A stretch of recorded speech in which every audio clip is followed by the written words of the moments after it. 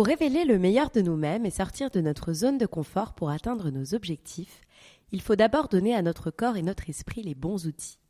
Et c'est la mission de la marque Skin Good Garden que j'ai eu le plaisir de découvrir il y a quelques semaines. Meilleur sommeil, cheveux plus volumineux, teint frais et éclatant.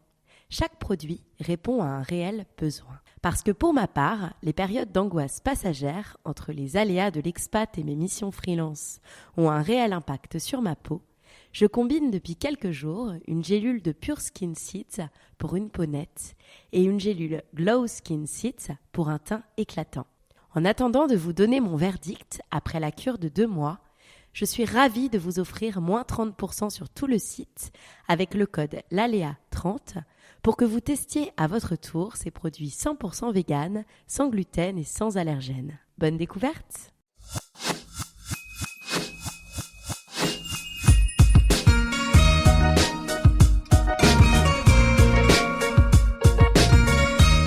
Bonjour, je suis Laura Pouliken, créatrice de contenus digitaux et vous souhaite la bienvenue sur l'Aléa, le podcast pour sortir de votre zone de confort.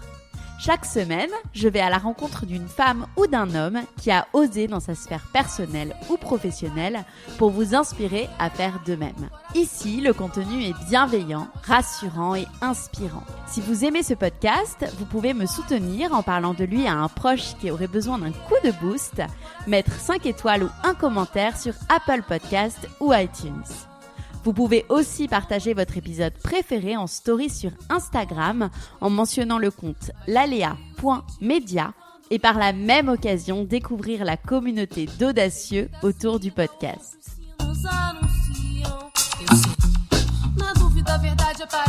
Aujourd'hui, je reçois sur le podcast Jihen Abdelila, sacrée championne du monde de France et d'Europe de grappling en 2014 et 2015, puis championne de France de MMA en 2014. En parallèle de sa carrière de sportive de haut niveau, Jihen enseigne les sports de combat à la Sorbonne et est la créatrice de la Jihen Academy, une structure unique de coaching à travers laquelle elle s'engage pour le développement de l'empowerment féminin.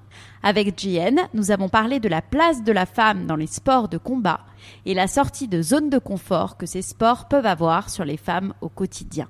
Bonjour Jihen. Bonjour Laura. Je suis ravie de vous recevoir sur le podcast aujourd'hui pour parler de votre parcours très inspirant sur vraiment toutes les thématiques de sortie de zone de confort.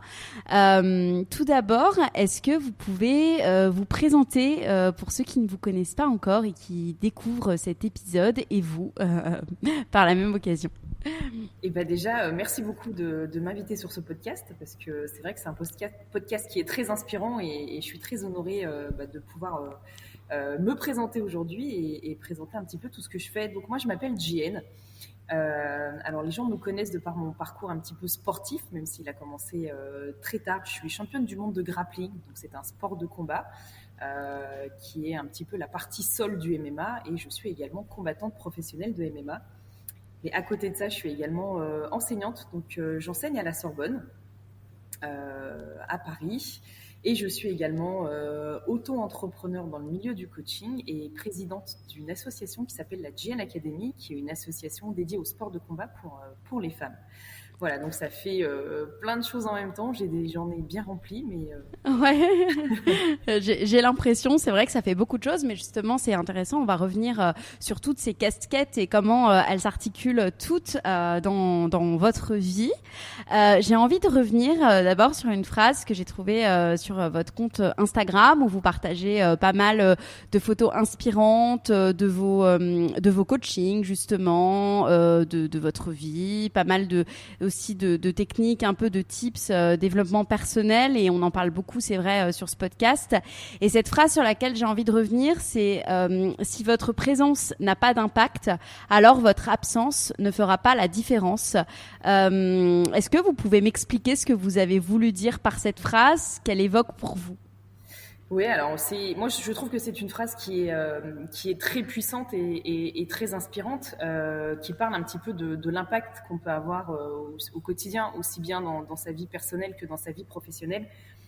Et c'est une citation que je donne régulièrement aux femmes avec qui je travaille, que je coach, à certains hommes aussi, mais c'est quand même plus parlant pour une femme. Et en fait, c'est une manière de dire que si vous êtes quelque part, mais qu'au final, on ne vous remarque pas, ne soyez pas étonnés que quand vous êtes absent, il n'y a pas la différence. Soit vous faites partie de ces personnes qui sont remplaçables dans la vie, soit vous partez du principe que vous, quand vous êtes là, il n'y a personne qui peut vous remplacer. Donc ça veut dire que quand vous allez faire quelque chose, eh ben, vous allez chercher à exceller, vous allez chercher à marquer les esprits et vous allez chercher à montrer que vous êtes unique et singulière. Et c'est un petit peu cet état d'esprit que j'aime développer un petit peu chez les personnes que je coach.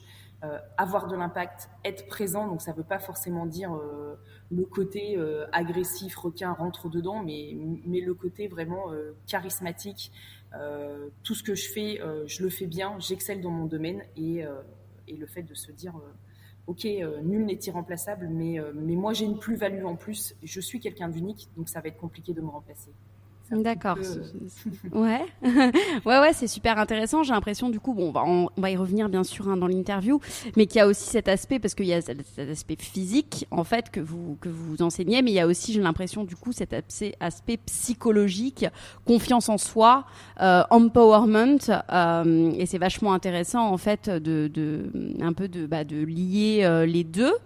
J'ai envie de revenir sur vous, votre parcours, qui a commencé donc quand vous étiez jeune, quand vous étiez, je crois, enfant. J'ai lu dans une interview que vous disiez depuis que je suis petite, je sais que je suis hors norme physiquement. Je crois que j'ai toujours voulu devenir championne. C'est assez incroyable pour une enfant d'avoir ce rêve de devenir justement championne.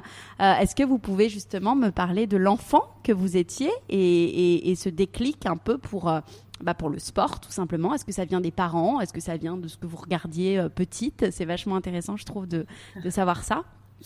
Ouais, alors c'est un petit peu particulier parce que le sport, moi j'ai pas choisi de faire du sport. Ce sont mes parents qui m'ont mis au sport très jeune, à 5 ans. Donc j'ai commencé par la gym et ensuite je suis passée par l'athlétisme et après bien plus tard dans les sports de combat. C'est vrai que petite j'avais cette force physique qui est quand même assez exceptionnelle pour une enfant de mon âge, et je l'ai gardée jusqu'à mes 18-19 ans, qui faisait que quand j'étais sur une activité physique, aucun garçon, voire personne ne pouvait me battre. Et c'est vrai que quand on trouve quelque chose dès qu'on est enfant, où on excelle, où on est doué, et où je savais qu'on n'allait pas venir me comparer aux autres, parce que j'ai quand même grandi avec une maman qui avait tendance à toujours me comparer avec ma sœur, à toujours me comparer un petit peu avec les autres. Oui, elle a fait ça, elle a fait ça. Et là, il y avait un domaine où, au final, personne ne pouvait venir me dire elle a fait ça, parce que j'étais la meilleure. Ouais. Donc, je crois que c'est quelque chose qui, dès petite, m'a donné de la confiance en soi. Alors, c'est vrai qu'on a l'impression comme ça que je suis quelqu'un qui déborde de confiance en moi, mais moi, j'ai extrêmement confiance en moi dans les domaines que je maîtrise. Et les domaines que je maîtrise, ce sont les domaines sportifs.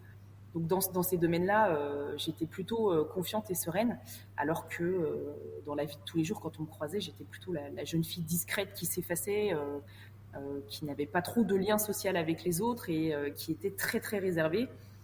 Et en plus, contrairement à moi, j'avais certes une grosse force physique, mais j'étais très fragile en termes de santé. Parce que j'étais très anémique, on m'appelait cachet d'aspirine quand j'étais petite, donc j'avais plein de prises de sang à faire régulièrement. Mais voilà, je crois que quand on trouve sa passion dès qu'on est petite et qu'on arrive après à monétiser sa passion comme j'ai pu le faire aujourd'hui, c'est plutôt positif. Et le sport, ça fait partie de ma vie, ça fait partie aussi du lien que j'ai avec mon père, parce que j'ai commencé le sport avec mon père, toutes les activités physiques que je pouvais faire, c'est avec lui. Regarder le sport à la télé, c'était avec lui. Les films de sport de combat, de Bruce Lee, etc., c'est des souvenirs que j'ai aussi avec mon père. Donc, je crois qu'il y a un petit peu un mélange de tout ça. Et quand on secoue très fort, ça donne JN. Ouais. Et comment, du coup, parce que c'était la gym, du coup, quand vous étiez petite. Après, je crois que vous êtes devenue professeure de sport, donc pas forcément destinée encore au sport de combat.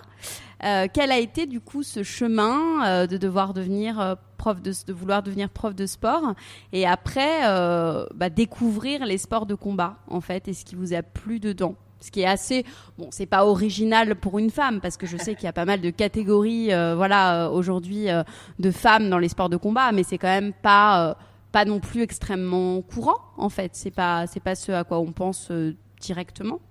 Ah oui, c'est pas anodin Ouais, pour ouais, une femme d'être dans les sports de combat. Et moi, j'aime à dire que quand je rentre dans une salle de sport de combat ou quand je commence le MMA, c'est un peu un acte politique de ma part, même si c'est pas conscient. Là, maintenant, avec le recul, je réalise que c'est un petit peu un acte politique de ma part qui veut dire je vais aller dans un milieu, moi en tant que femme, je vais aller dans le milieu le plus macho entre guillemets qui existe, là où une des valeurs sûres c'est la force physique et je vais m'imposer dans ce milieu-là. Donc c'est un peu, c'est un peu cet état d'esprit qu'en fait que j'ai depuis longtemps. Alors ouais, j'ai commencé par la gym. La gym, j'étais très mauvaise. J'étais vraiment nulle. Mais par contre, mes premiers diplômes d'entraîneur que j'ai passé, donc moi je suis entraîneur fédéral en gymnastique depuis que j'ai 16 ans, c'est justement en gym. En fait, j'ai toujours voulu enseigner et transmettre. Donc mes premières sections féminines fitness, j'avais 16 ans, donc ça devait être en 97. Donc, on peut dire que je suis un peu une pionnière aussi dans ce domaine-là. Ensuite, je suis passée par l'athlétisme. Donc là, j'étais déjà au lycée. J'ai performé aussi à très très haut niveau en athlé, jusqu'à ce que je sois à la fac et que on doive m'opérer de l'épaule parce que j'avais un problème à l'épaule, un problème mécanique. Et du coup, après cette opération donc, qui s'est passée tout de suite après le CAPES. Donc, le CAPES, c'est le diplôme pour être prof de PS. Donc, j'ai terminé le CAPES. Une semaine après, l'opération était programmée. Et là, on me dit que je ne pourrais plus jamais faire de sport de ma vie. Que ce que j'ai, en fait, c'est anatomique. Voilà, c'est comme ça. Mon corps est comme ça. Et je ne pourrais plus jamais rien faire.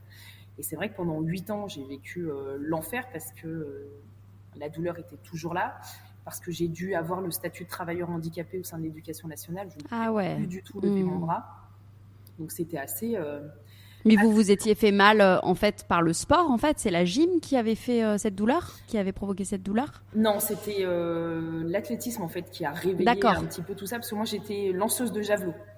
Ok. Ouais, mais moi, j'aime bien tous les sports un peu doux, un peu... donc, voilà, et quand on lance à répétition...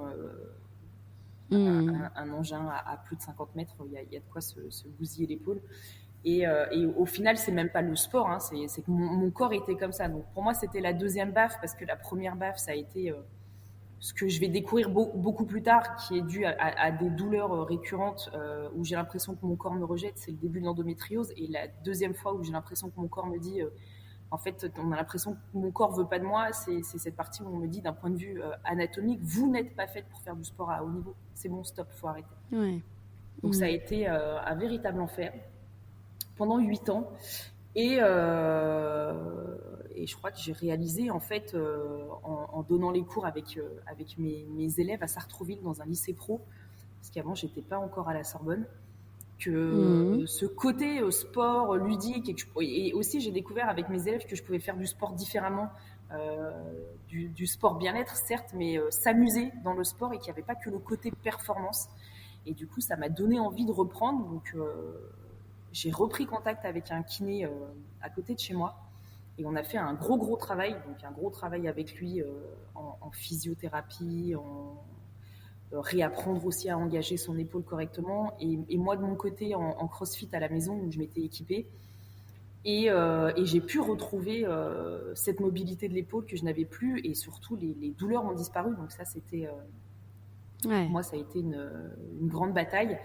Et après donc ça c'était un un bout de temps. Donc moi, je suis prof déjà depuis un moment et je commence les sports de combat à 33 ans, 34 ans. Donc le grappling et le MMA, j'en avais fait un petit peu à la fac. Mais voilà, après, bon, j'ai eu ma blessure, donc voilà. Et je reviens à ce que j'ai toujours aimé, même si je ne pouvais pas pratiquer, parce que mon père m'avait toujours dit, tu feras des sports de combat quand tu quitteras ma maison. Je pense qu'il avait peur pour moi. Il avait peur, ouais. Ouais.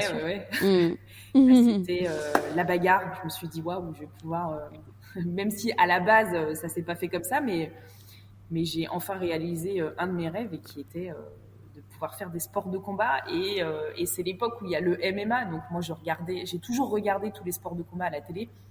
Quand j'étais étudiante, moi, j'allais pas en soirée étudiante. Je rentrais de l'entraînement et je regardais les combats toute la nuit sur Canal. Et je me dis, le MMA, ça regroupe tous les sports de combat qui m'ont fait rêver depuis que je suis gamine. Il y a du kung-fu, du karaté, de la boxe, du muay thai, de la lutte. C'est génial. Donc, autant faire ça, quoi. D'accord. Et tout à l'heure, vous disiez que c'était un acte politique de commencer, en fait, ça, d'aller à fond dans ces sports de combat. Je trouve ça hyper intéressant, d'avoir un discours autant, en fait, engagé. Est-ce que vous pouvez m'en dire plus, en fait, sur vraiment le ressenti de faire ça et de commencer ça en tant que femme ?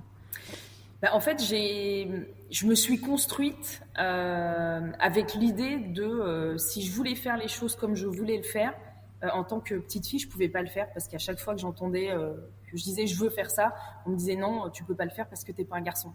Est-ce que je peux sortir ? Non, parce que t'es pas un garçon. Non, t'es pas un garçon. Donc j'ai grandi avec l'image de en fait, un garçon, c'est génial. Et être une fille, c'est nul. On peut rien faire. Et pendant très longtemps, j'ai grandi avec ce truc où je détestais être une fille, en fait. Je voulais pas être une fille. Et je comprenais pas, en fait.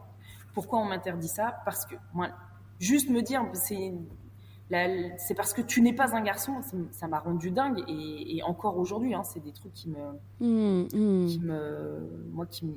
m'ont vraiment frustrée quand j'étais jeune fille. Ouais. Et j'ai grandi un petit peu dans cette image de la femme, en fait, c'est quelqu'un de fragile, c'est quelqu'un de ci, c'est quelqu'un de ça. Et je voulais pas être ça. Voilà, je voulais pas être ça. Et je crois que c'est aussi pour ça que j'ai développé aussi cette force pour prouver que j'étais pas. Moi, je suis pas une femme faible, je suis pas une femme fragile. Et après, j'ai compris en grandissant, en m'épanouissant aussi, en découvrant ma féminité, qu'au final, ces images qu'on me donnait, c'était pour me mettre dans une case.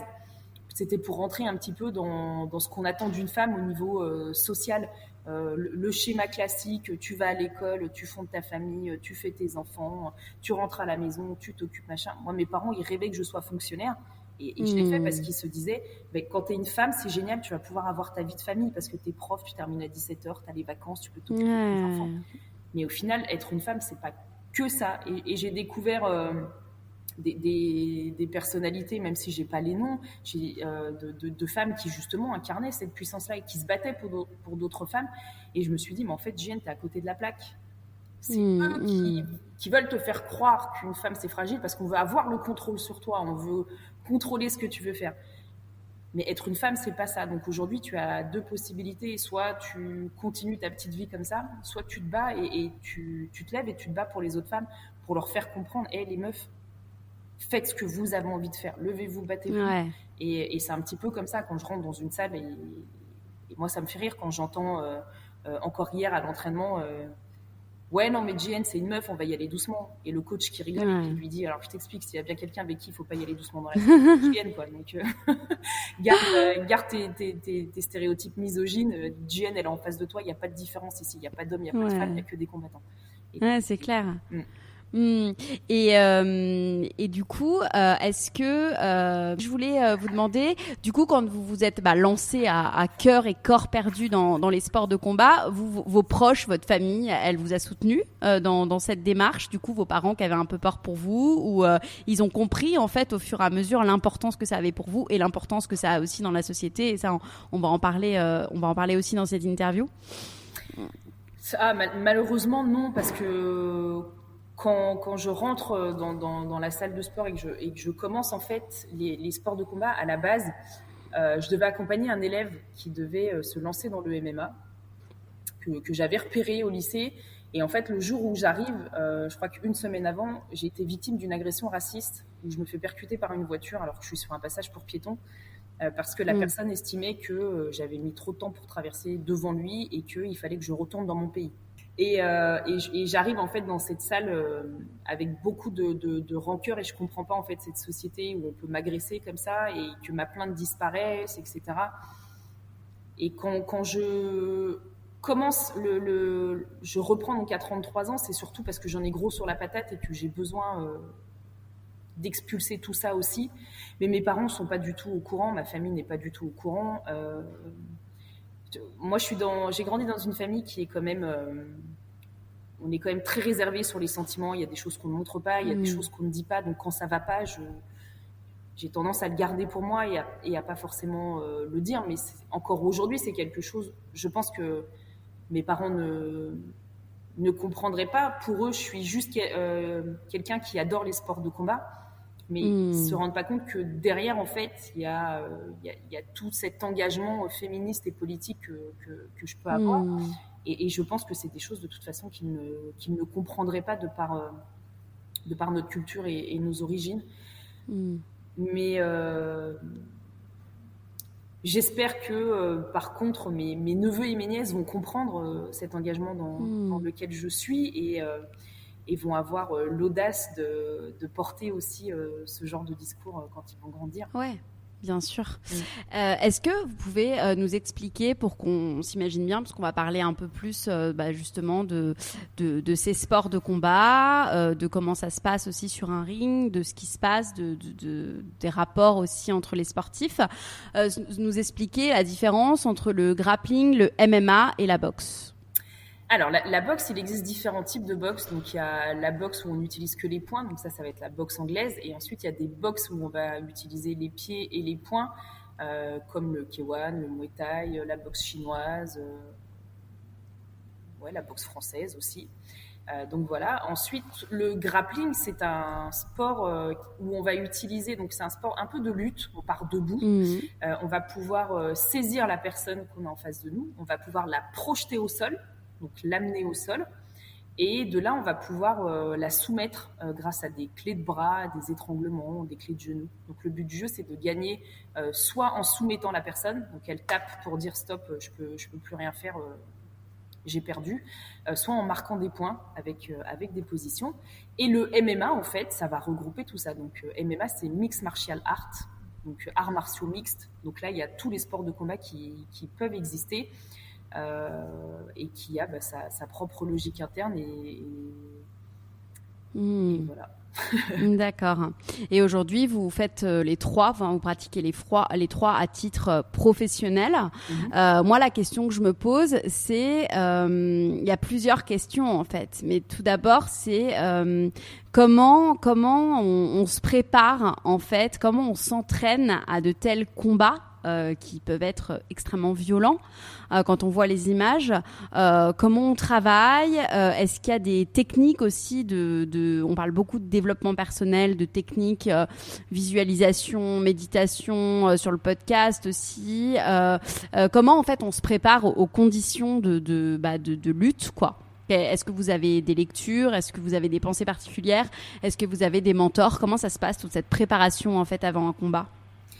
Alors, en fait, dans les sports de combat, quand on a une date définie pour un combat, on a une grosse préparation physique qui va se faire à peu près 2 mois et demi avant le combat. Donc voilà, sachant que toute l'année on s'entraîne et ce qui va vraiment nous conditionner, ça va être tous les sparring, toutes les mises de gants qu'on a tous les jours à l'entraînement. Donc c'est la première partie, c'est ça en fait, tous les apprentissages techniques, toutes les oppositions qu'on va pouvoir faire tout au long de l'année. Ensuite, à l'approche du combat, on a 2 mois et demi où on va se préparer beaucoup plus dur, mais là, on va vraiment travailler sur le physique pour avoir le cardio nécessaire pour tenir les combats. Un combat de grappling, c'est 1 fois 5 minutes, par exemple. Un combat de MMA, c'est 5 fois 5 minutes ou 3 fois 5 minutes. Donc, c'est quand même très, très long et il faut travailler aussi l'endurance musculaire, la puissance, etc., etc. Donc, c'est 2 mois et demi où il va falloir avoir le niveau physique pour le jour J être explosif, performant et endurant. mais il va falloir aussi commencer à descendre en poids, parce qu'il y a une autre réalité aussi dans les sports de combat, c'est qu'il faut être dans la bonne catégorie de poids. Donc très souvent, on a sur ces 2 mois-là, on a à peu près une dizaine de kilos à perdre. Ah oui, quand même. Quand même, ouais. Ouais. Et entre 8 et 10 kilos. Donc c'est un petit peu comme ça qu'on se prépare. Donc c'est 2 mois qui sont très très intenses, où c'est très très dur physiquement. Les mises de gants s'approchent un petit peu de la réalité. Et ces 2 mois-là sont beaucoup plus durs que le combat en lui-même. On sait une fois qu'on est arrivé à la pesée la veille du combat, qu'on est au poids, qu'on a fait le plus dur. Et derrière, ça va être beaucoup plus facile. Et après, il y a une partie où il va falloir la visualisation dans ces sports-là, c'est très important, mais ça va surtout être la répétition et les automatismes. Il va falloir aussi analyser l'adversaire, mettre en place un game plan. Donc ça, c'est tout un travail d'équipe. Et puis moi, c'est une période où j'aime bien avoir des lectures un petit peu qui vont me pousser à la réflexion, comme L'Art de la guerre, comme L'Alchimiste. C'est des œuvres que j'aime bien relire à ces moments-là. Et après, tout le reste se fait avec l'équipe. Parce qu'on n'est pas tout seul dans la prépa. On a tous nos sparring, on a les coachs, mais c'est très très intense, c'est quelque chose à vivre, c'est ne serait-ce que de l'extérieur et de pouvoir regarder en fait, c'est c'est très bien intense. sûr. Et à quoi on pense lorsqu'on combat, enfin à quoi quand on veut, finalement c'est un peu l'instinct de survie, puisque l'idée c'est de mettre KO l'autre personne, donc comment ça s'appréhende en fait ça, comment, je sais pas si vous pouvez un peu développer en fait cette partie-là en fait au moment en fait du combat. En fait, c'est un peu moi je le vois pas différemment qu'un match de foot en fait. On a en face de nous un adversaire et au foot, c'est soit il marque plus de buts que moi, soit c'est moi qui en marque le plus. Et en boxe, ça va être pareil. Soit c'est moi qui marque les points, soit c'est moi qui frappe la première, le plus dur, le plus précis, soit ça va être elle. Donc en fait, dans la tête, on a un peu conditionné. Ces 2 mois de préparation physique, en fait, ils servent à ça, où on va exacerber un petit peu notre motivation, ce côté un peu...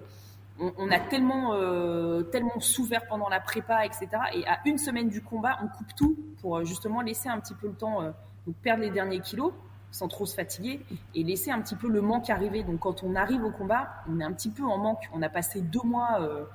je sais pas si on voit un petit peu l'image, mais on a passé 2 mois où on nous a un peu comme un lion en cage, quoi. Exactement. Conditionné, et le jour J, il faut y aller. Alors après, c'est vrai que il faut réussir à vaincre sa peur, il faut réussir à maîtriser ses émotions. Il faut aussi se dire, faut pas sortir du combat. C'est-à-dire que si je prends un mauvais coup, il faut pas que je sois dans l'orgueil à essayer de... Non, il faut que j'arrive à rester calme, lucide. Il faut que j'arrive à entendre mon coin pendant le combat, parce que c'est lui qui va me guider, en fait. C'est les coachs qui vont être dans mon coin, et pour pouvoir appliquer mon game plan. Mais je crois que la meilleure façon de se préparer, c'est de se dire, c'est pas compliqué. Soit c'est toi qui donnes, soit tu reçois. Ouais. Moi, je préfère donner parce que je suis très généreuse. Vous avez remporté de nombreux titres. Vous avez été sacrée championne du monde, de France et d'Europe de grappling en 2014 et 2015, championne de France en MMA, en 2014, donc en tout 12 titres à votre actif, si je ne me trompe pas. Comment vous l'expliquez? Qu'est-ce qui fait que, selon vous, pourquoi JN en fait a gagné et pourquoi pas finalement vos adversaires? Qu'est-ce qui a fait votre différence? Je crois que, alors des titres, j'en ai bien plus si on cumule ceux que j'ai pu avoir en gym et en athlé. Ça, c'était le côté un peu je me la raconte, mais mais je crois que c'est parce que je suis dans la compétition depuis que je suis toute petite. Mes premières compétitions, je les ai commencées à 6 ans, et pour moi, en fait, j'aime pas perdre. J'aime pas perdre, donc déjà ça c'est une chose qui fait que je vais toujours me donner les moyens d'être plus que prête le jour J.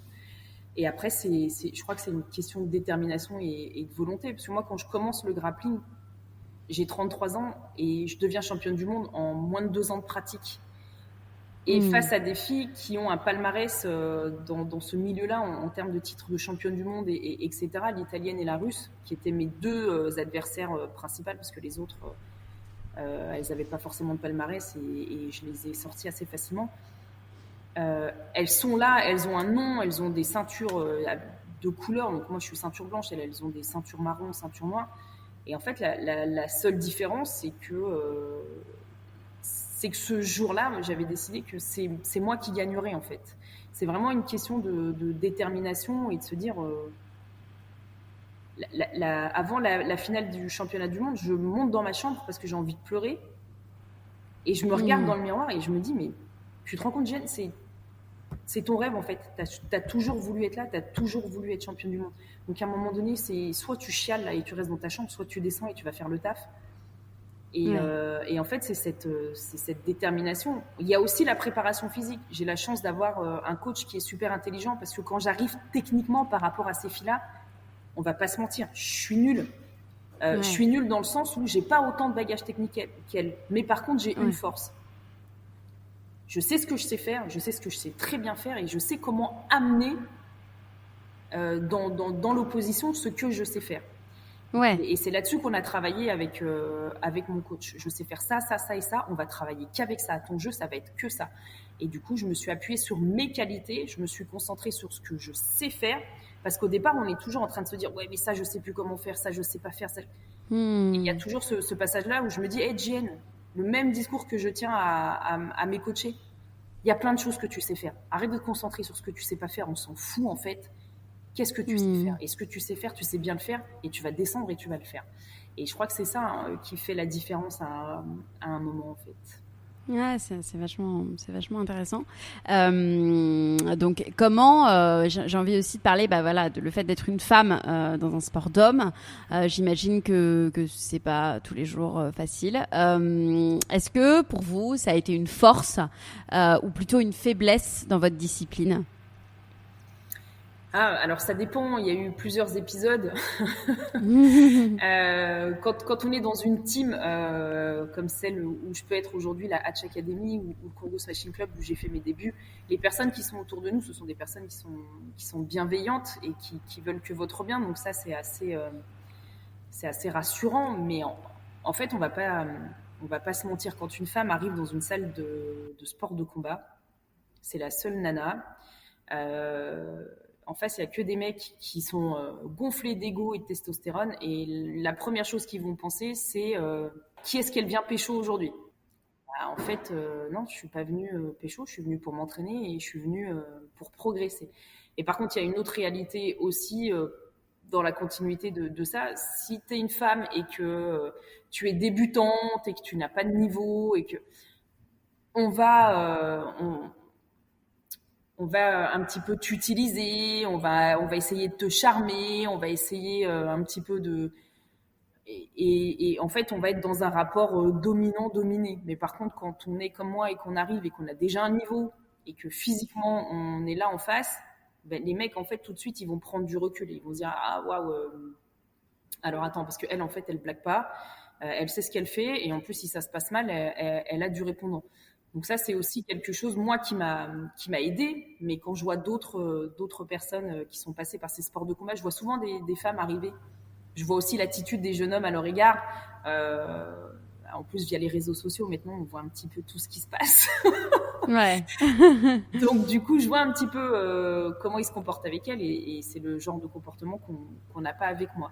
Et après, quand on arrive à mon niveau aussi, et assez rapidement, on va faire naître aussi... un peu de jalousie, un peu de comment une femme peut être meilleure que moi, comment une femme peut être meilleur préparateur physique que moi, comment elle peut... Et ça m'a valu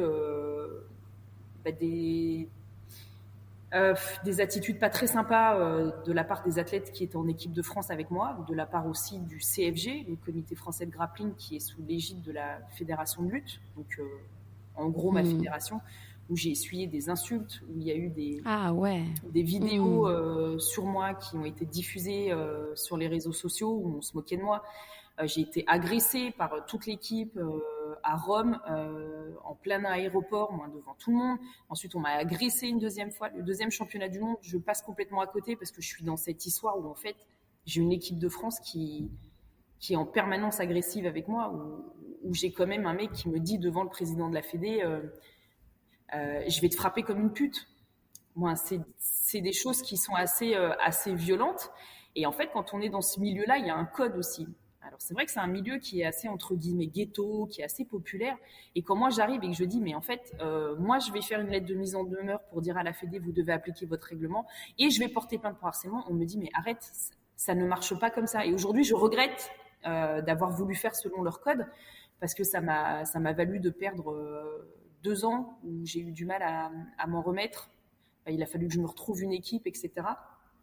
Mais il y a aussi ce côté-là, quoi. Encore aujourd'hui. Mais vous voulez dire qu'aujourd'hui, s'il arrive quelque chose, en fait, les femmes, entre guillemets, elles n'ont pas le droit de porter plainte. Enfin, en fait, elles n'ont pas le droit de suivre une procédure, en fait. On va les dissuader. Ouais. Dans le milieu, on a tous eu courant d'histoires qui se sont passées il y a quelques années dans un autre club. Et moi, je suis dégoûtée de savoir que ces nanas-là, elles ont disparu du circuit MMA français féminin, alors que c'était... en tout cas pour une très grande combattante qui aurait pu faire de grandes performances. Parce qu'on est dans ce truc où, en fait, quand on est dans ce milieu, quand on est une nana, on est toujours vu comme une source de problème. Et du coup, on va te dire, non, vas-y, laisse tomber. Ou alors, on va dire, ben voilà, il y a une meuf et elle fout la merde. Mais en fait, non, je fous pas la merde. Je suis en train de vous expliquer qu'il s'est passé des choses... assez grave et que c'est pas normal. Maintenant, vous me dites non, JN, ça sert à rien de fonctionner comme ça. Laisse faire, laisse parler, mais les gens ne savent pas en fait comment moi je ressens la chose et comment je les vis et on va pas se mentir. Si j'ai entamé une psychanalyse aussi, c'est en partie à cause de tout ça, parce qu'il y a un moment c'était trop lourd pour moi. J'ai gardé des choses en moi où je me suis dit mais en fait j'aurais jamais dû, quoi. J'aurais dû m'écouter moi, parce que la meilleure personne qui peut savoir ce qui va me faire du bien et ce qui va être juste pour moi, c'est moi et c'est pas eux. J'ai pas les mêmes codes qu'eux. Moi, j'ai pas grandi en banlieue. Si eux, c'est normal qu'un mec fasse une vidéo en disant ouais, vous inquiétez pas, Jane, on a géré son cas, plus jamais vous la verrez en équipe de France. Ben, moi, je suis pas d'accord en fait. Ouais, on est encore très très très très très loin de l'égalité homme-femme dans le sport, quoi. Sur les papiers, ça arrive. On y est presque. Dans le milieu du MMA, l'égalité sur le papier, elle existe. Par exemple, à l'UFC, qui est la plus grosse organisation de combat au monde, les salaires, que ce soit pour un homme ou pour une femme, sont calculés exactement de la même manière. D'accord. En plus, c'est un sponsor unique, donc il n'y a pas de souci. Sur d'autres organisations aussi, il y a une ligue de combat qui est très très réputée aussi, qui est l'antichambre de l'UFC, qui s'appelle l'Invicta, qui est faite que pour les femmes. Donc ouais, on y arrive. En grappling, pas du tout. Moi, j'ai eu en France, c'est différent. Mais je me rappelle d'une organisation en France qui organisait donc un championnat de grappling. Donc c'était un truc privé avec des primes. Donc le vainqueur remporte la ceinture et 500 €. Le deuxième, il gagne 300. Et pour les femmes, une ceinture. J'appelle le mec et je lui dis attends, je crois qu'il y a un problème. C'est quoi les primes pour les femmes? Ouais, déjà on vous fait un truc, on vous met sur la carte. Ah ouais, bah alors écoute, efface mon nom, parce qu'en fait, il y a un moment donné, le mec qui va remporter le tournoi, il va s'entraîner autant que moi. Je vais m'entraîner, et on est d'accord qu'en termes de travail, en termes d'entraînement, on va faire exactement la même chose. On va se préparer exactement de la même manière pour arriver là. Pourquoi lui serait payé et pas moi? Et ça, il y a encore des trucs comme ça où on ne comprend pas. Où je me suis vue aussi à une compétition où j'étais en débardeur et short avec un legging dessous, où on est venu me dire de mettre un t-shirt parce que j'allais frustrer les mecs. Donc il y a des trucs comme ça où ça n'avance pas. Donc il y a d'un côté, quand on regarde au-delà de la Méditerranée, ça commence à avancer pas mal et c'est plutôt bien. Et de l'autre côté, en France, on est encore un petit peu en retard, même s'il y a plein de changements dans plein de sports en France, comme le handball, comme le foot aujourd'hui, comme le tennis. Donc ça, c'est plutôt bien. Mais dans ces sports-là, ça met du temps et je suis contente qu'il y ait des femmes fortes comme Estelle Mosley qui fait changer les choses, comme Sarah Ouramoun qui fait aussi changer les choses, et moi un petit peu de mon côté aussi qui commence à faire bouger tout ça. Et bah justement, c'est une super transition. Vous avez créé justement JN Academy, qui est une structure de coaching à travers laquelle vous vous engagez pour le développement de l'empowerment féminin. Justement, donc vous commencez aussi à faire bouger les choses à votre manière, à votre échelle, et c'est top. Comment cette idée, elle a émergé? Bon, j'imagine par rapport justement à tout ce que vous venez de nous raconter, mais est-ce que vous pouvez justement nous expliquer un peu la genèse du projet et en quoi consiste la structure? Oui, alors en fait, j'ai commencé à réaliser qu'il y avait une véritable demande quand plein de clubs de MMA différents m'ont contacté pour donner des cours à des femmes. Donc j'ai bossé dans plein de salles différentes, très connues sur Paris, où je donnais des cours de MMA féminin. Et en fait, je voyais ce que ça apportait aux femmes, ce côté où on allait pouvoir, après une séance, se sentir complètement vidé, complètement relâché, donc être complètement déstressé et pouvoir attaquer un petit peu sa semaine de manière un petit peu plus sereine. Je me suis dit, putain, c'est quand même cool ce que ça fait chez ces nanas-là. Elles sont de plus en plus positives dans leur attitude, mais même dans leur posture, je voyais des changements. Au départ, j'avais des nanas qui arrivaient tête baissée, épaules rentrées, pour pas qu'on me voie, des nanas super fières, qui étaient là, qui étaient même prêtes à aller faire des entraînements avec les mecs. Donc je trouvais ça plutôt pas mal, même au niveau de ce qu'on va pouvoir appeler l'autodétermination, en fait. Cette capacité de gagner en confiance en soi. Parce qu'en fait, le MMA, comme je l'ai dit tout à l'heure, il y a plein de sports différents dans le MMA, il y a plein de techniques différentes. Donc ça veut dire que c'est pas un truc spécialisé où on va attendre une seule réponse. Donc quoi qu'il arrive dans le MMA, tu peux trouver une solution et tu peux même inventer une solution à partir de choses qu'on t'a apprises. Tu as mal passé la clé, mais au final, tu as quand même réussi à la finaliser parce que tu l'as adapté à comment ton corps a bougé à ce moment-là, comment le corps de l'adversaire a bougé, et de se dire qu'il n'y a pas de situations qui sont fermées. Tout est ouvert, tu peux toujours... Et ça, c'est quelque chose aussi qui permet de gagner en confiance en soi et qu'on peut, après, de manière transversale, basculer dans sa vie professionnelle et personnelle, et de se dire il n'y a jamais une issue, c'est jamais sans issue en fait. Je peux trouver une solution, je vais prendre le temps, je vais chercher, je vais trouver, mais je vais trouver une solution. Mais par contre, dans ces clubs-là, les horaires qu'on me proposait aux nanas, le type de cours qu'on me demandait de faire, je trouvais que ça correspondait pas au public féminin et à la demande.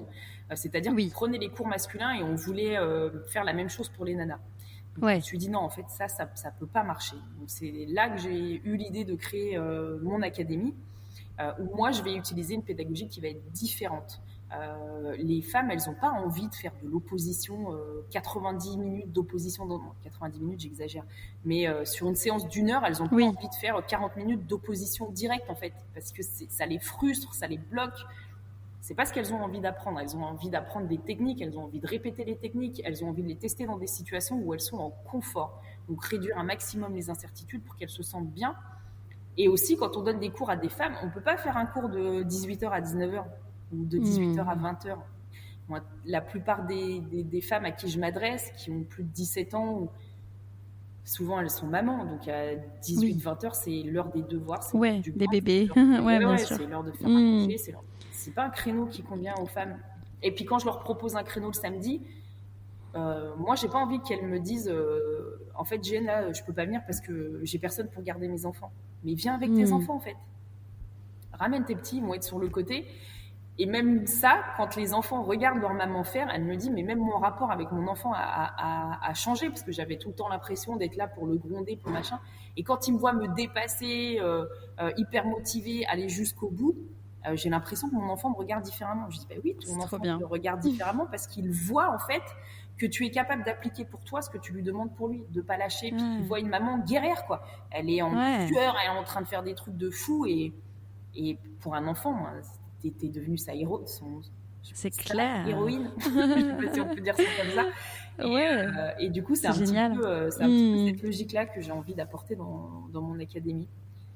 Et les nanas qui viennent prendre des cours avec toi, elles viennent avec des problématiques particulières parce qu'en fait, j'ai reçu sur mon podcast Priscilla qui a créé l'application Join the Sorority, qui est une application, je ne sais pas si vous en avez entendu parler, qui est une application qui vient en aide aux violences faites aux femmes, qui permet en fait d'activer en fait un réseau de femmes autour de vous. C'est une application de géolocalisation.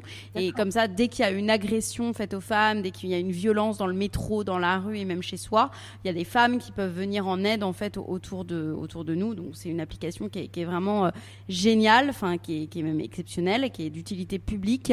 Est-ce que les femmes, elles viennent avec des problématiques parfois, voilà, pour se battre en cas de violence ou avec quel style de problématiques elles viennent, ou juste pour apprendre en fait ce sport et se dépasser? Alors en fait, les problématiques qu'elles vont avoir, moi je vais pas les connaître au départ. Elles vont toutes venir avec la même motivation de pratique, se défouler, se déstresser. Si jamais il se passe quelque chose dans la rue, pour apprendre à me défendre. Donc moi je leur dis toujours par rapport à ce côté défense, c'est que la première option, quoi qu'il arrive, c'est de fuir. C'est jamais de chercher l'opposition. Mais par contre, quand on fait beaucoup de sports de combat, on a une posture. La personne, elle va voir en face de soi qu'il y a une posture, en fait. Il y a des... Je sais pas comment expliquer ça. Il y a quelqu'un qui m'agresse dans la rue verbalement. La manière dont je vais lui tenir face, la manière dont je vais tenir son regard, etc., va faire que le mec, il va se dire « Ah ouais, en fait, elle, c'est pas une victime. Je vais peut-être pas l'embrouiller parce que j'ai l'impression qu'elle a du répondant. » Et après, ce que je leur apprends aussi par rapport à ce côté défense, c'est qu'en fait, plutôt que d'aller chercher des cours de Krav Maga où on va vous apprendre à stopper une agression sur un coup, parce que ça n'existe pas. C'est faux. On ne stoppe pas quelqu'un qui vous agresse avec un seul coup. C'est faux. Les coups de couteau, vous ne les verrez jamais arriver parce que le couteau, il est toujours caché. La personne, elle ne brandit pas son couteau comme dans un film d'horreur. Et en l'espace de 7 secondes, la personne, elle peut vous mettre jusqu'à 15 coups de couteau. Donc, c'est des choses, en fait, qu'on veut vous faire croire parce que ça va vous amener, en fait, à prendre une licence, ce genre de choses. Mais dans la vraie réalité, ça ne marche pas comme ça. Par contre, il y a des choses à connaître. La distance. Si je veux être sûre de ne pas me prendre de coups, etc., il va falloir que je casse la distance. C'est tout bête, mais par exemple, quand vous êtes allongé sur le sol, sur le dos, et que vous avez un agresseur qui est au-dessus de vous, si vous le serrez contre vous, il va pas pouvoir bouger. À partir de là, on va pouvoir mettre en place d'autres choses. Et c'est là que mes cours vont intervenir sur, par exemple, comment renverser la situation, comment étrangler la personne, comment faire que... Et par contre, dès que j'ai la possibilité de créer de l'espace, je vais fuir. Donc en fait, quand j'attaque, je vais coller quand je veux me défendre, je vais coller la personne. Et à partir de là, je vais avoir le temps de réfléchir à ce que je vais pouvoir faire et ensuite fuir. Mais pour en revenir un petit peu à la question, je suis une vraie pipelette, je m'égare. Non, c'est hyper intéressant. Et en fait, elles viennent toutes avec cette problématique-là de besoin d'évacuer, besoin d'activité physique, envie de perdre du poids, parce que le MMA, c'est une séance où on va brûler entre 500 et 800 calories en 1h30 de pratique. Donc voilà. Et on sait très bien que chez la femme, la confiance en soi, le baromètre de la confiance en soi, il augmente un petit peu dès qu'on voit 800 calories brûlées, tout ça, on se dit c'est chouette. Et c'est en fait, c'est après quand je vais discuter avec ces femmes-là que je vais réaliser tous les problèmes sous-jacents et en fait la réalité qui a fait qu'elles ont poussé un petit peu cette porte-là. Et qu'elles sont aussi venues vers moi parce que cette image que je peux dégager sur les réseaux sociaux leur donne confiance. En fait, elles ont envie d'être aussi fortes que moi. Oui. Et elles se disent, si je veux être forte, il faut que je m'entraîne avec quelqu'un de forte, sans savoir que moi aussi, j'ai mes propres faiblesses. Et en fait, j'ai réalisé toutes ces problématiques-là quand j'ai organisé un voyage en Thaïlande. Donc, je dis aux filles, écoutez, moi, pendant 15 jours, je pars en Thaïlande. Je vais m'entraîner, je vais faire un camp d'entraînement. Et là, elles m'ont toutes dit, ouais, trop bien, Jen, est-ce qu'on peut venir avec toi? Nous aussi, on veut faire de la boxe. Je dis, génial, ok. Donc, je leur ai trouvé une petite salle pour débutants en Thaïlande. Et moi, j'allais faire des camps d'entraînement pro MMA dans des salles qui sont réputées à Phuket. Et je me suis retrouvée en face de Nana, mais qui était, moi, ça m'a fait, je crois que c'est le plus beau souvenir, moi, quand on en arrive là professionnellement et de se dire, Je suis partie avec des nanas qui savaient pas faire de boxe. Aujourd'hui, elles sont en train de kiffer en Thaïlande et quand elles arrivent dans les salles pour faire du Muay Thai avec les mecs, elles ont des étoiles dans les yeux et c'est génial. Ouais.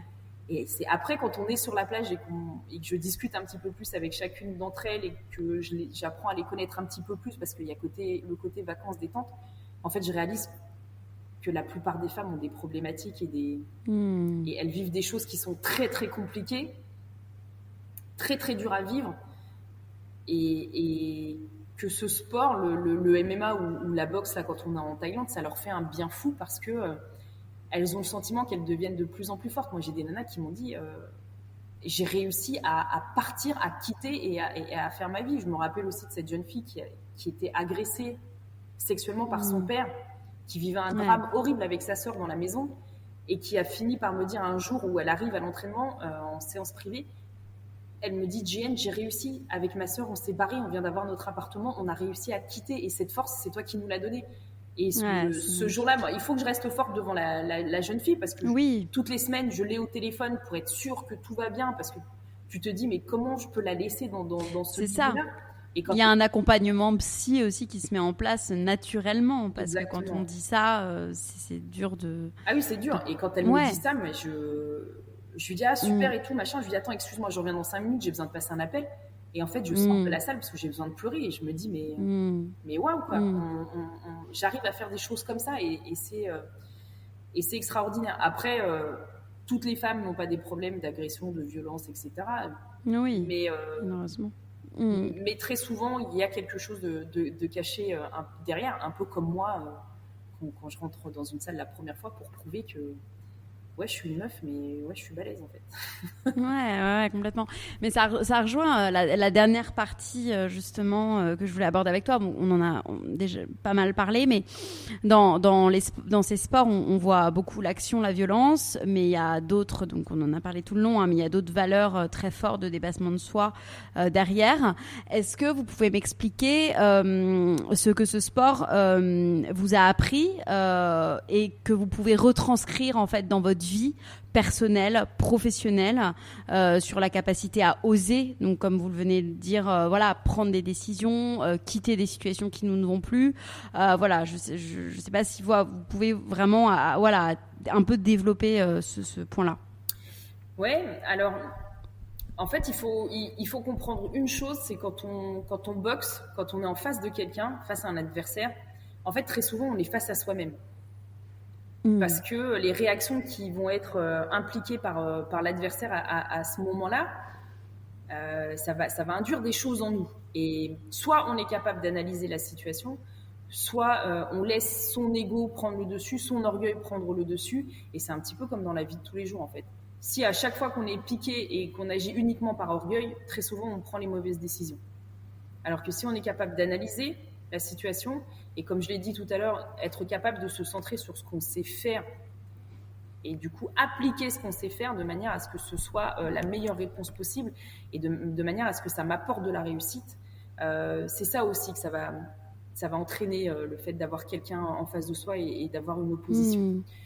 Donc dans la vie de tous les jours, c'est vrai que moi ça m'a permis déjà de m'apaiser, d'être capable de prendre du recul, d'être capable d'analyser des situations et de trouver un petit peu la bonne solution. En fait, les sports de combat, tout le monde voit le côté violent parce qu'on voit le côté médiatique. Donc les chaînes de télé, l'UFC, tout ça, quand ils mettent en place leur show, il faut que, un peu comme le catch, il faut que ça apporte du pay-per-view, il faut que ça apporte de la visibilité. Et si on met deux mecs qui se touchent à peine, ça va pas intéresser les gens. Donc on va vraiment faire des gros shows, des gros spectacles. Mais moi, ce que je vois derrière, en fait, le MMA ou la boxe ou le grappling, en fait, c'est un jeu d'échecs avec les bras et les jambes. Donc, c'est tout ce côté-là qui va être un petit peu développé et exacerbé avec ces pratiques. Et après, il y a le côté aussi confiance en soi. Le fait de pouvoir tenir tête, parce que c'est un petit peu ça, tenir tête à n'importe quel adversaire. Il y a une photo sur Instagram où je suis en face d'un partenaire d'entraînement qui fait 1m95, 115 kg. Ouais. Et je suis en face. Et c'est pas grave, en fait. parce qu'à un moment donné, j'ai des atouts face à ce grand personnage et je vais pouvoir mettre en place mon jeu. Et les sports de combat, pour moi, quand on dit c'est l'école de la vie, on a l'impression que c'est un petit peu, ouais, c'est bon, on l'a déjà tous entendu, mais pour une femme, c'est vraiment l'école de la vie.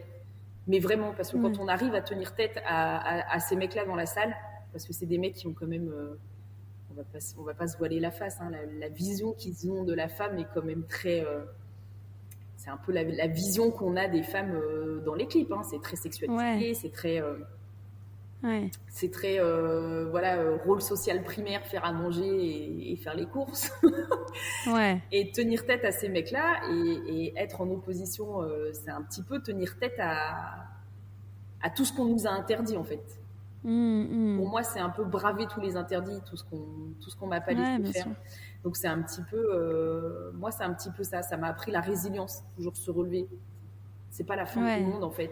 À accepter aussi que quelquefois ça puisse être dur, à accepter que on va se prendre des coups, que ce soit au premier degré ou au second degré, et qu'au final c'est pas grave. C'est pas grave. Il y a plus important et le plus important, ça va être le process. Comment tu fais pour te relever de tout ça? Qu'est-ce que tu vas faire? Qu'est-ce que tu vas mettre en place pour que ça n'arrive plus? Quel cheminement tu vas prendre? Comment tu vas t'organiser?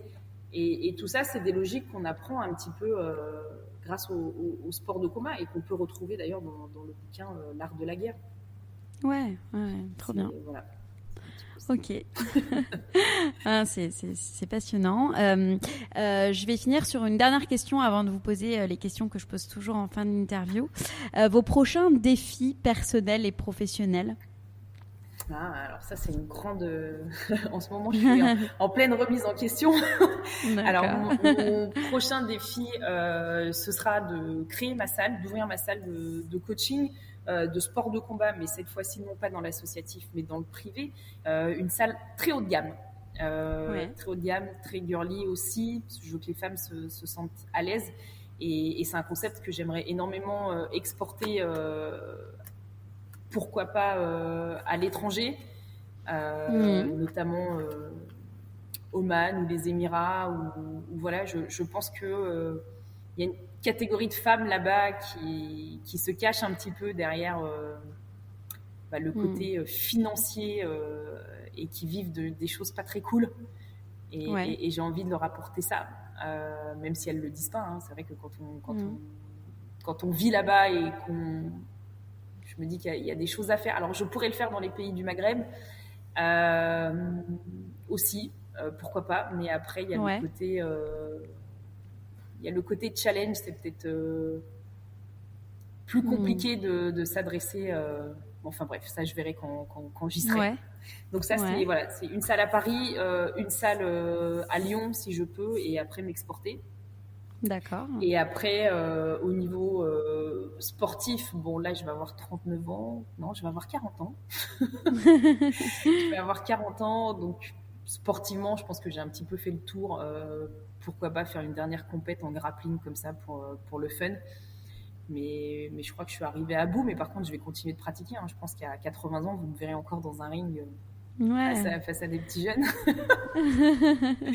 Et d'ailleurs, je vous ai pas demandé, mais vous pensez que c'est compatible, du coup, cette vie de sport de combat avec des enfants, avec une vie de famille? Oui, c'est compatible. Les combattants de l'UFC nous le prouvent. Aujourd'hui, dans le top 5 des combattants de l'UFC, on a... chez les femmes, en fait, on a 1, 2, 3 femmes qui sont mamans, 4 qui sont mamans. Il y a même des femmes qui sont gays et qui ont adopté des enfants. Et donc, oui, pour moi, c'est pas incompatible. Et aujourd'hui, la société arrive enfin à comprendre que c'est pas incompatible et que la carrière d'une femme ne s'arrête pas après une grossesse. On peut retrouver son niveau mondial comme avant d'avoir un enfant. Et heureusement qu'il y a plein de femmes qui le prouvent, comme Serena Williams. Donc là-dessus, on est sur la bonne voie.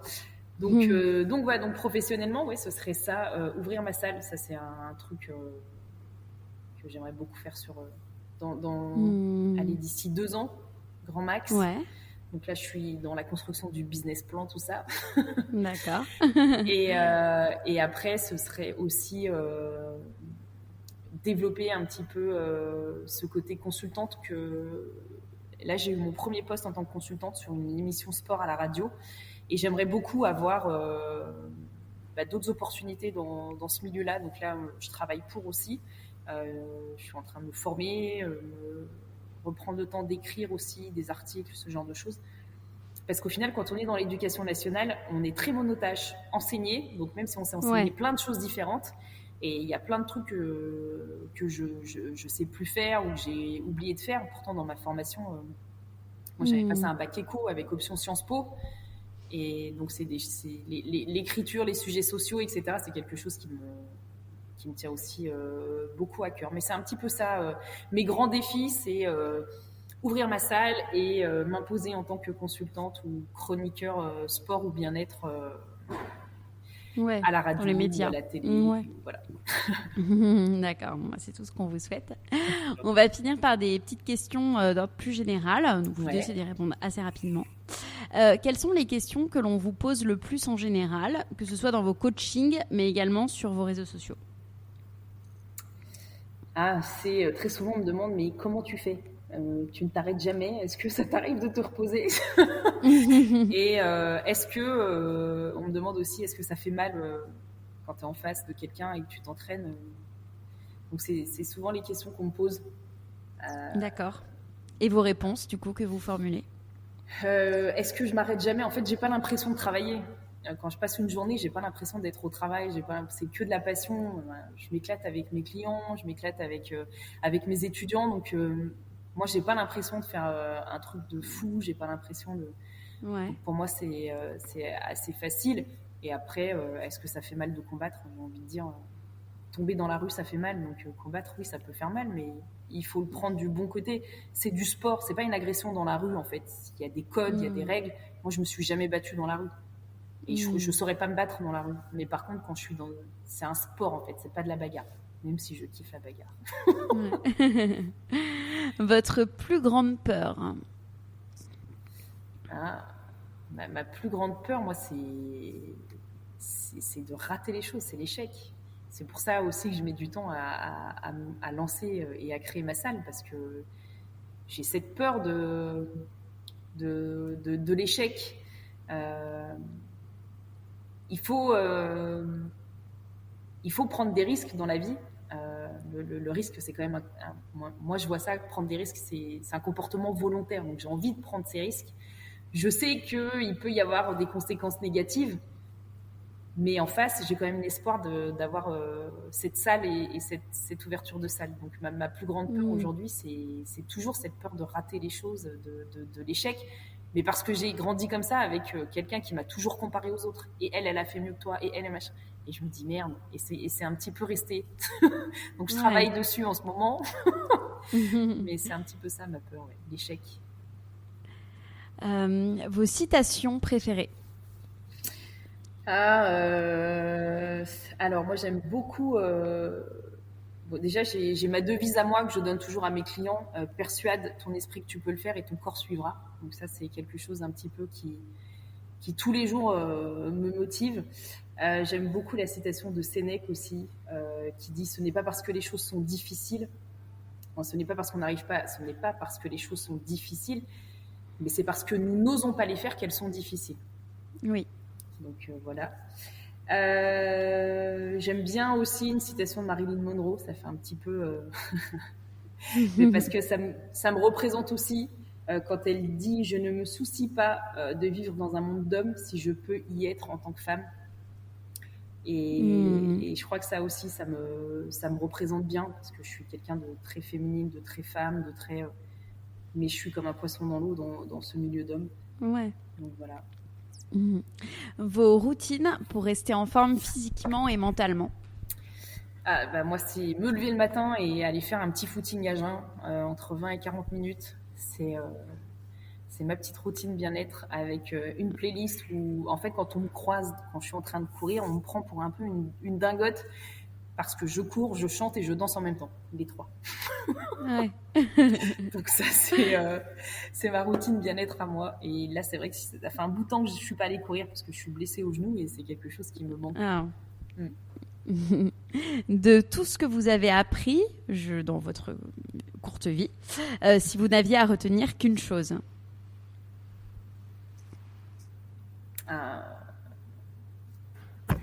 Que je suis forte. J'en ai douté pendant très longtemps. Parce que quand on me voit comme ça, on a cette apparence-là, mais je me suis quand même construit dans le doute de mes performances, le doute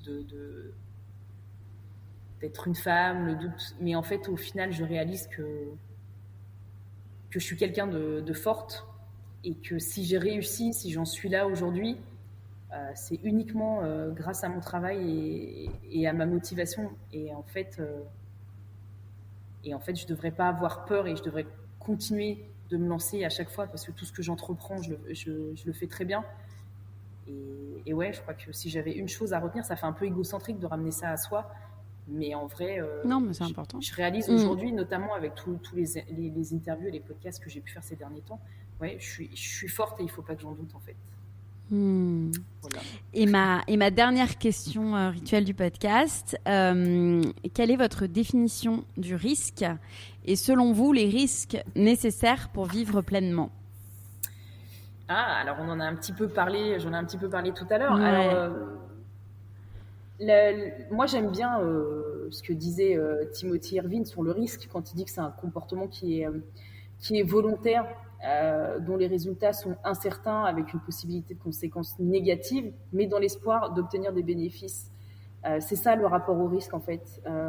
C'est de se dire qu'en fait si on ne prend pas de risque dans la vie, on va passer à côté de plein de choses, on va rater plein de choses. Et prendre des risques, ça veut pas forcément dire se mettre en danger. Prendre des risques, c'est avoir la volonté d'obtenir quelque chose de meilleur que ce qu'on a aujourd'hui. Moi, c'est un petit peu comme ça que je vois ça. Et le risque, il est nécessaire. Quand on regarde comment un enfant se construit, on voit que la construction de l'enfant, elle se fait à travers le risque. Et que c'est indispensable à la construction d'un enfant. Et quand on est enfant, on joue avec ce risque. Et quand on grandit, on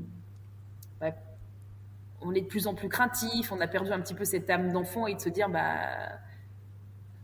advienne que pourra. Mais il faudrait en fait continuer à fonctionner comme les enfants quand ils ont cette âge. Comme les enfants, exactement. Ils veulent sauter par-dessus des trucs parce qu'ils sont dans la défiance, entre guillemets, de la mort. Donc ça, c'est une étape dans la construction motrice des enfants. Et on devrait garder ce risque parce que pourquoi un enfant évolue, c'est quand il grandit dans un milieu riche et qui peut justement aller explorer. L'exploration des extrêmes, pour moi, c'est quelque chose qui est très important, notamment chez les enfants. Et c'est un peu comme ça qu'on devrait continuer de voir le risque en positif. Ouais. Et merci beaucoup, Jienne, pour cette interview. Et puis à bientôt. Ouais, merci beaucoup, Laura. À très bientôt. À très bientôt. Cet épisode est maintenant terminé et j'espère qu'il vous aura inspiré autant que moi. À très vite sur le compte Instagram lalea.media pour découvrir les coulisses du podcast et à bientôt pour un nouvel épisode.